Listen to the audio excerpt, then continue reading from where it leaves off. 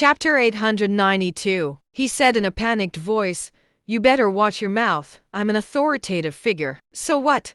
Sit down," Wilbur yelled. Woodrow flinched and sat down obediently. Tom and the others seemed displeased. Wilbur was so powerful that he made everyone obey. Their subordinates were also pale in the face, their legs were trembling, and they could barely stand still. Christopher was badly injured on the floor.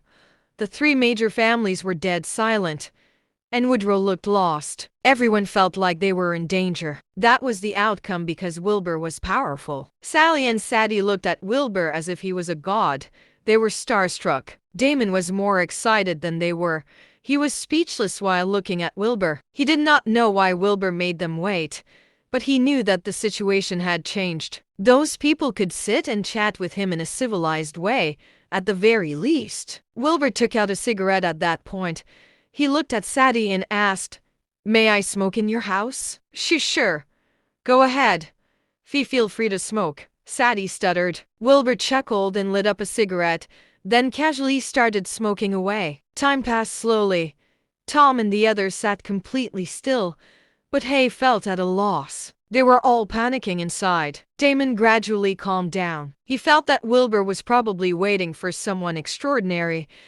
At least things were taking a good turn for him. Sadie and Sally started to serve Wilbur tea, worrying that his tea might get cold. They made him a new cup of tea every few minutes. About half an hour later, footsteps could be heard outside. Someone asked, "Is Mr. Wright at home?" "Mr. Yones is here to visit you." "Mr. Yones?" Everyone was puzzled. They saw a young man walk in. He was dressed like a secretary. Then, another person walked in. It was a middle-aged with a stern expression. "Tom, Jimson," and Hamish exclaimed when they saw the man. Woodrow went pale and almost passed out. "Isn't that the legendary Zedeck Yones, the person in charge of Lowell Province? Why is he here? Did that guy call him to come here? This is impossible. There's no way," they thought. Everyone was screaming inside amidst their panic. They were unable to believe their eyes. They knew they would be doomed if that turned out to be the case. Woodrow panicked and stood. He said cautiously, "Hello, Mr. Yones." However, Zedeck ignored him.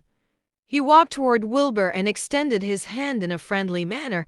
He said, "I rushed here immediately when I received your call. I hope I'm not too late." "You're not. Come here. Let me introduce you to someone.